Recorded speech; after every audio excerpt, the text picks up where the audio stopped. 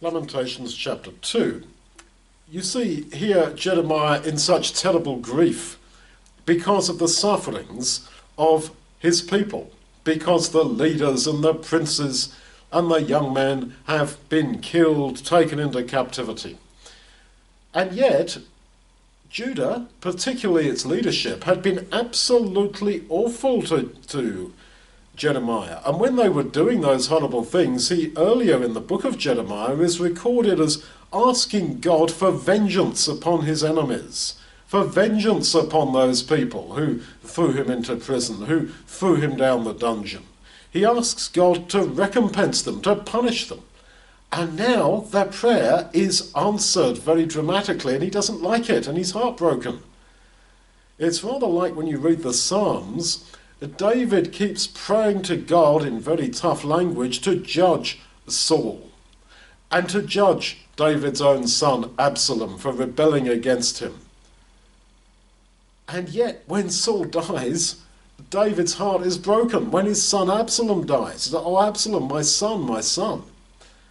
So, what do you learn from this? Is be careful for what you pray for, because in essence you will get it. It is not so that we fire off requests to God thinking, well, I might get 1 out of 10 of those things I asked for. You know, God is very sensitive to us, and where we want to go in our heart is where he will take us. Be careful what you pray for, because you will get it in essence. You may say, oh yeah, I'd like to be really wealthy. I'd like to be really wealthy, have this expensive house, this beautiful car. Careful. You might get it and lose your salvation.